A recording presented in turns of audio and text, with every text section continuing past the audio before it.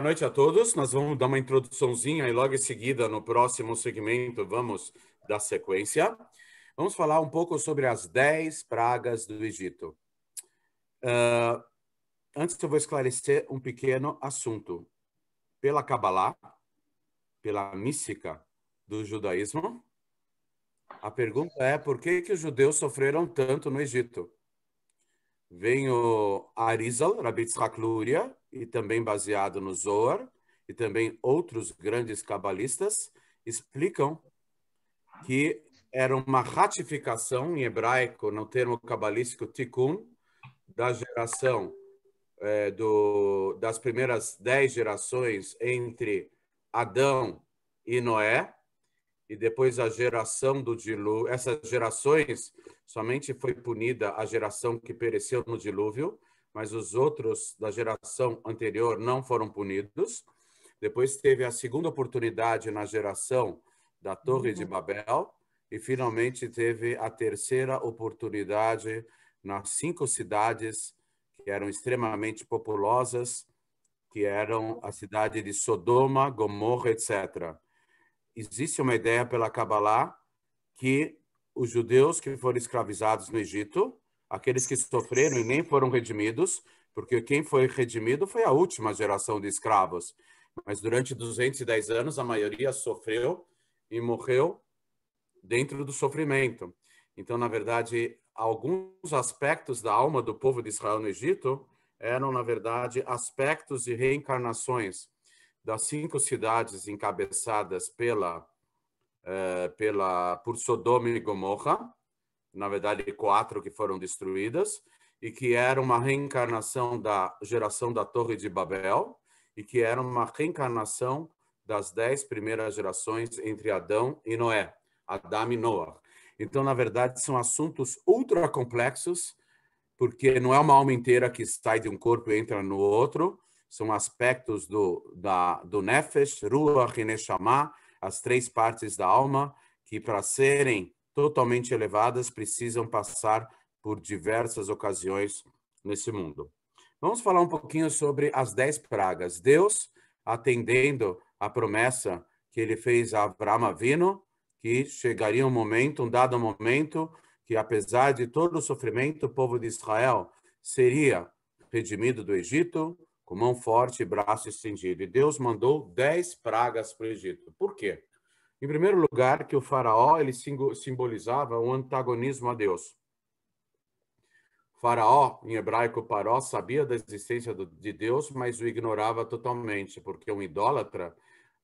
Paró não era só um idólatra, Paró também era um ídolo. Ele era objeto de idolatria.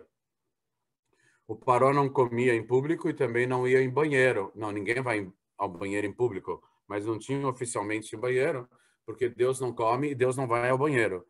Ninguém sabia explicar porque ele ia com o rosto amarrado, mal-humorado, às 5 horas da manhã para o Nilo, e de repente ele saía leve como uma pluma, alegre e saltitante do Nilo. Ele usava o Nilo como banheiro. Então, essa era a ideia. O que acontece? As 10 pragas foram para dobrar e quebrar a espinha dorsal do materialismo, do antagonismo e do negacionismo de Deus que havia no Egito. As primeiras pragas foram para os egípcios saberem que existe um Deus, claramente, de forma oficial. As pragas do meio foram para que eles soubessem que não só existe um Deus, mas que ele age por meio da providência divina, ele atua diretamente no mundo. E as últimas pragas foram para ensinar aos egípcios que não só Deus atua no mundo, como ele consegue quebrar totalmente com as regras da natureza. Ele pode agir posicionado acima da natureza. Os egípcios acreditavam em todas as divindades como revestidas na natureza. A idolatria dos egípcios era totalmente mesclada com as regras da natureza. Aliás, as regras que eles não sabiam explicar, então eles explicavam de uma forma mística por meio da idolatria deles.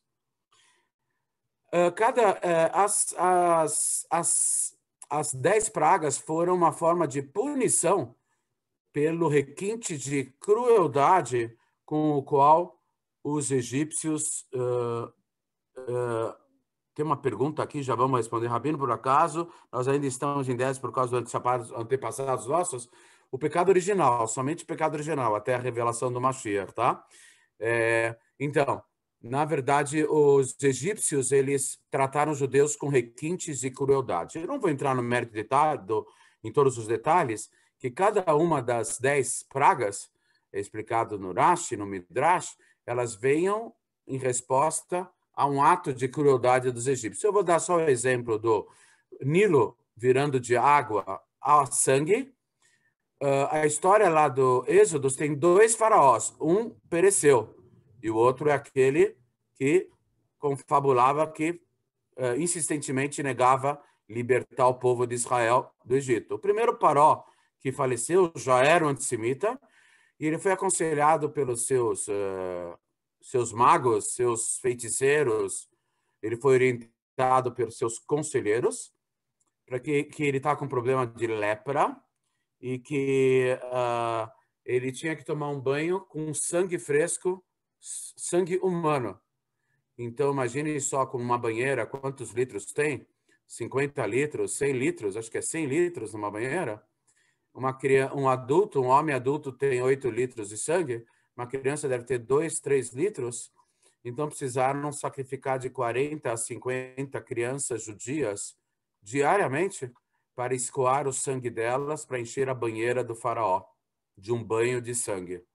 Para termos uma ideia do requinte de crueldade dos egípcios, eles abatiam de 40 a 50 crianças diariamente, crianças judias, para com o sangue encher a banheira do faraó para ele se banhar. Então, por isso que Deus transformou a água do Nilo em sangue e impossibilitou com que eles pudessem praticar a agricultura e até beber água. E, na verdade, interessante como que eles sobreviveram nesse período, que eles compravam a água dos judeus. A água dos judeus não virou sangue. E quando eles pagavam pela água Então, assim, um copo de água na mão do judeu era água. Na mão o judeu passava para a mão do egípcio, virava sangue. O egípcio devolvia o mesmo copo de água para o judeu, virava de novo água. A única forma do egípcio beber aquela água sem que virasse sangue é comprando aquele copo de água. Aí ele comprava o copo de água e continuava a água, e assim eles conseguiram sobreviver durante uma semana, mais que uma semana, alguns dias, tomando água, porque tudo era sangue. Nós vamos continuar daqui a pouquinho e vamos falar mais sobre as 10 pragas do Egito. Alguma pergunta? Vou responder uma pergunta, eu chato aqui, vamos ver, tem as perguntas. Rabino, por acaso nós ainda estamos em débito Yohanan Zait. Rabino, ainda estamos em débito por causa dos nossos antepassados. O nosso débito ainda em relação ao pecado original do casal, o primeiro casal do mundo, mas o Rebbe disse que todas as faíscas divinas já foram elevadas, que o fato de estarmos ainda no exílio é totalmente incompreensível, mas que a qualquer momento o Mashiach vai se revelar. Rav, quais formas temos de corrigir o erro de Adam e Havá?